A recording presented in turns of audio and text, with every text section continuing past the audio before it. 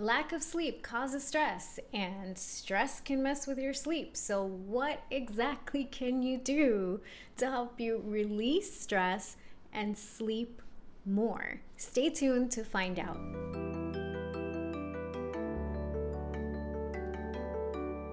Hey love, it's Yentl, holistic dietitian and stress therapist specializing in cancer and chronic conditions so that you can thrive in remission and prevention.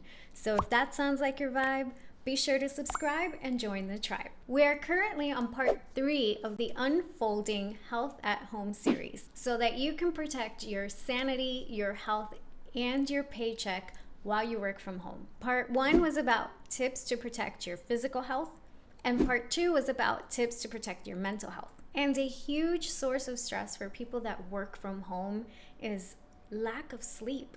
Anyone can attest to a lack of a good night's sleep. Your head is foggy, you can't remember things easily, you start walking somewhere with a purpose and forget halfway there what you were going there for in the first place, and you can get cranky and irritable.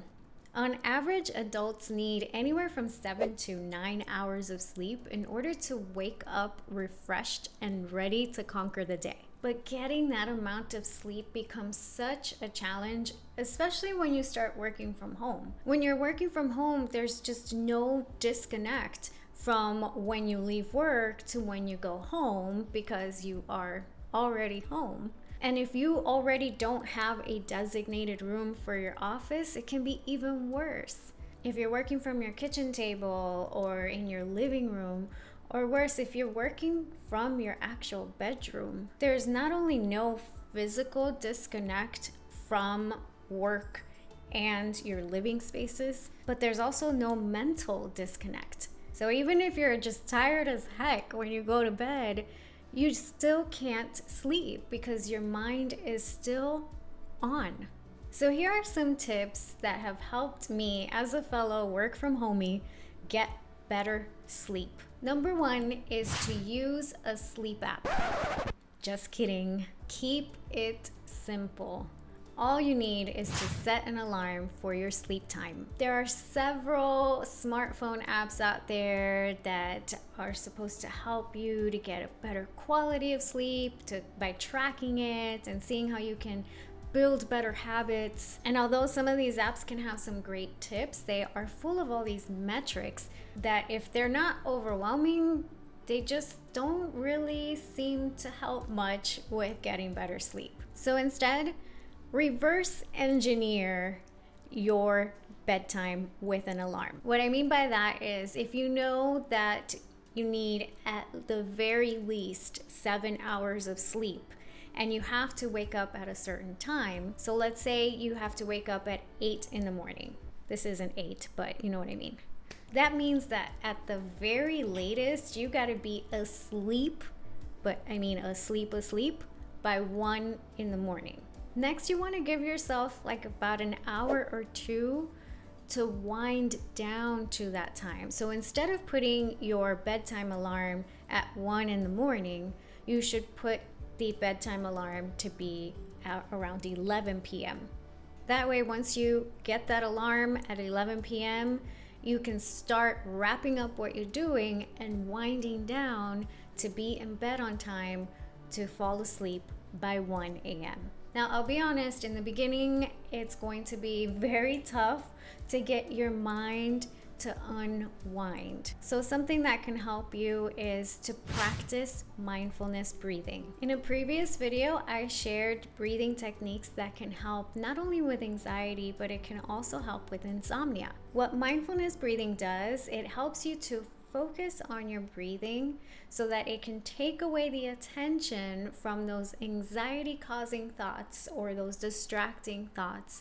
And essentially, you are helping your mind and body find calm. Mindfulness breathing is not only a great way to help you sleep, but it can also increase your ability to focus and manage your emotions. Practicing various breathing techniques is a perfect way to prepare yourself for a good night's sleep. And as you improve on your breathing skills, you'll start to notice the benefits in all aspects of your life. Another tip to get better sleep is to reduce your screen time. One of the biggest threats to our quality of sleep when working from home is having to be in front of a screen for most hours of the day. Apart from our computers, we have our TVs, our smartphones, all competing with our attention. And they all have the tendency to keep us awake way past our bedtimes. Not only that, but the artificial blue light that comes from these screens is known to be a stimulant to the human brain. So scrolling through your smartphone while you're in bed or having your TV on while you try to sleep can actually be getting in the way of you being able to achieve a deep sleep. Apart from using your bedtime alarm as a cue to start disconnecting from your devices, a good tip to reducing screen time is to use the built-in settings from your phone to limit your ability of using it. iPhones, for example, have a built-in setting called Screentime that helps you to set windows of downtime where certain apps are no longer usable. Also, most smartphones and computers also have night mode features that attempt to reduce much of the blue light that comes in through your screen. This is a good way to at least reduce the stimulating factor that your devices have while you wind down. To get a good night's rest, you may also want to change your eating habits. Eating right before bed is not only not so good for your metabolism, but it can also affect the quality of your sleep. A rule of thumb is to try to eat no less than 3 hours before your bedtime.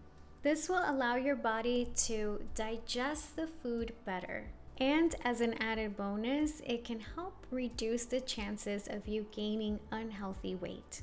Now, a couple of things to avoid consuming before you sleep are alcohol and caffeine. Alcohol causes your brain to be stimulated as you sober up, and caffeine can have stimulating effects that can last hours after consuming it. There are several nutrients in certain foods that could be beneficial to helping you fall asleep. Tryptophan is a nutrient that is commonly known to cause sleepiness. Most are aware that tryptophan is found in turkey, but you can also find tryptophan in milk and bananas.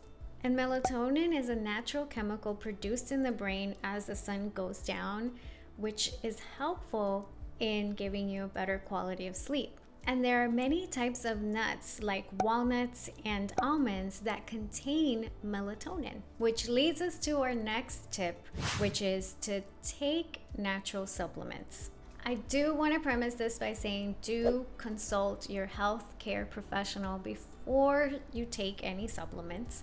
And only go this route if you have tried everything else we just talked about and it just still isn't working for you. One of the best natural sleep supplements is melatonin. Research has found that taking melatonin in low doses is the most effective way to help promote sleep. The recommended dose is anywhere from 0.5 milligrams to 3 milligrams, and more does not mean better. Research has found that when you take melatonin at higher doses, it can actually increase your daytime sleepiness, which is counterintuitive if you're trying to stay focused and productive throughout your day. If you take it at the recommended dosage, you can take it anywhere from an hour to an hour and a half before bedtime. Other natural sleep aids that I've tried personally are herbal teas. Herbs like chamomile, lavender, and linden leaves are known to reduce anxiety and promote relaxation. There are also several brands that sell sleepy time teas that are essentially a blend of herbs that work together to calm the mind and the body. I'll link a few of my favorites for you in the description box below. I struggled for a long time to get good quality sleep after I transitioned to working from home, and all of these tips, including some other tips that I shared in another video, have helped me to get a good night's rest, finally. Got any tips that have helped you sleep better? Please share them in the comments below. And don't forget to like this video and share it with someone who could use some more Z's. Remember, you and your body are unique and beautiful. There is no one size fits all. So silence the standards because you are more. Get it, girl, get it, get it. It's to protect your, hit the thing, sorry. Which leads up,